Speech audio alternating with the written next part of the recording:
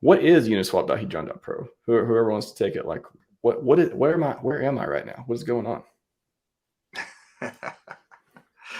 Well, I mean, Uniswap is just an open source front end for swapping. So he essentially, if I'm not mistaken, just created his own front end that's attached to the same interface. Is that about right, Huey? Yeah, I think that's it. Yeah. Yeah, so this is what it came up was really interesting the other day when me and David Feeder got off the stream. There was a tweet about, hey, we were talking about pulling liquidity and what you should do in there and the things around that.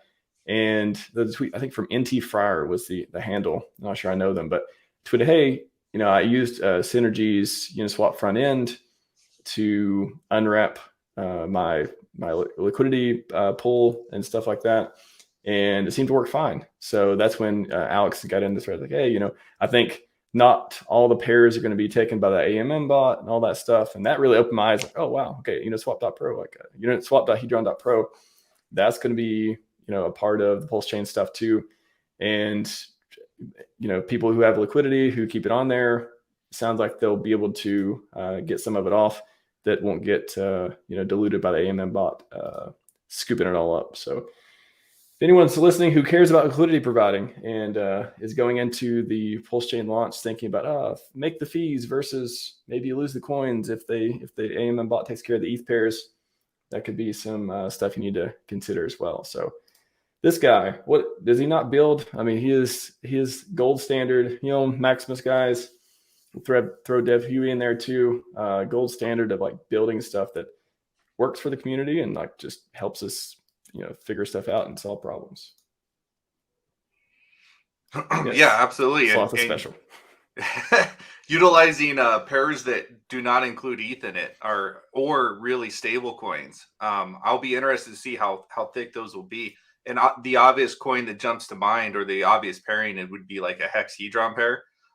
Or possibly a Hedron Icosa pair. Probably not as much, but HEX Hedron might be pretty huge because, correct me if I'm wrong, if you've got HEX Hedron pairs and mainnet launches, then your liquidity will not be bought up. Is that correct? Yeah, so I think it's, I need to bring up the tweet now, but I believe it's only the ETH pairs. I think it's, Synergy was talking about HEX ETH, but maybe HEX USDC. There's other complexities, for HEX USDC. Do you want to be on the other side of that, getting all the USDC? Probably not redeemable. There's all that speculation.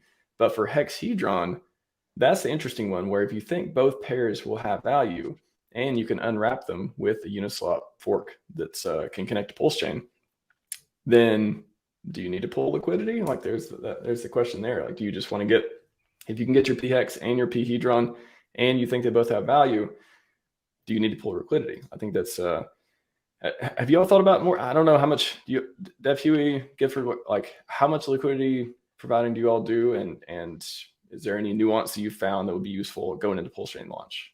Yeah, that's a question. I'm not a liquidity provider, so I think it depends on if the liquidity providers are aware of this this kind of fork of the front end by Alex. So if they don't know this exists, maybe, or any other front end exists, maybe they pull their liquidity in advance. But if maybe if they're well informed on this, they're going to just leave it and then manage it on the PulseChain side after the fork. Yeah, I mean, I've been doing liquidity for quite some time now. I would probably say, from my history of providing liquidity, is the big risk of leaving the pair is that you don't know what the ratio is going to be on the other side on PulseChain. And so typically I only prefer to provide liquidity when I know generally what the range that those tokens can trade in, the ratio range. And as long as the ratio range is in an area that I'm comfortable with exiting entirely 100% in one coin or the other, if I'm comfortable with that, then it's a good play. But if I don't know, so a brand new chain launching with all the copies, then I'm going to be a little bit more hesitant about providing liquidity just because I don't know, what the ratio is going to be. What's the value going to be with Hedron compared to HEX on the other side? right? Like that's something I don't know. So I only really want to provide liquidity either where I know, or if I'm comfortable with just using a, you know, V2 style liquidity providing where it doesn't matter the range, then, you know, that's kind of a different story. But yeah, hopefully that makes sense. Well, I'm just thinking, what's the advantages and disadvantages of you're an LP provider now? Just, you know, maybe it's HEX, maybe it's HEX and another coin that you think will have value on PulseChain. You know, let's exclude ETH and USDC for a moment. Why would you leave it in there? And then why would you pull it? You talked about the ratio of HEX, but if you're happy getting both sides, is the risk you're just going to get, you know, if HEX is way more value than Hedron turned down on PulseChain, you're just going to get a bunch of badly ratioed P Hedron. Like, I guess, what is the case for and against pulling liquidity? I mean, really, yeah, it's going to come down to the ratios. Like everybody's going to have their own kind of strategy of what they want to do with their copies on the other side, including nothing, which is also a strategy, right? So it just depends on the individual's strategy behind that, right? And when it comes to liquidity providing, I mean, you may have different reasons for doing that as well. Are you collecting fees? Is that the main thing? Or are you trying to create a healthy environment for these tokens to trade on, right? So you've got different reasons why you'd want to do that. If you're just there to collect fees, well, on the PulseChain side, you're probably going to want to look at those pairs that are going to earn you the incentive token, right? And being able to farm those. We don't know what those tokens are going to be yet, or even how that's going to be decided, unless I'm mistaken there. That hasn't been decided yet, right?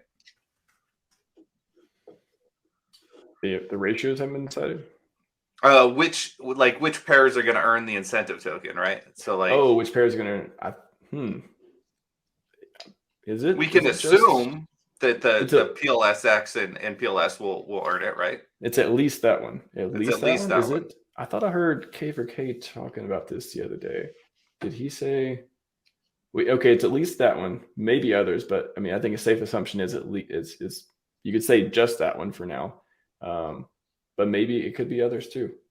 So I mean, that's my case. I mean, that's my scenario. Everybody else's might be different. Like I choose my pairings right now where I'm happy with keeping either one of those coins at the end of the day, but also I'm trying to maximize the fees I can earn on a daily basis as well. So that's how I select my pairs. So I'm not going to be comfortable with the pairs I have now over on the other side at 100% confidence ratio, right?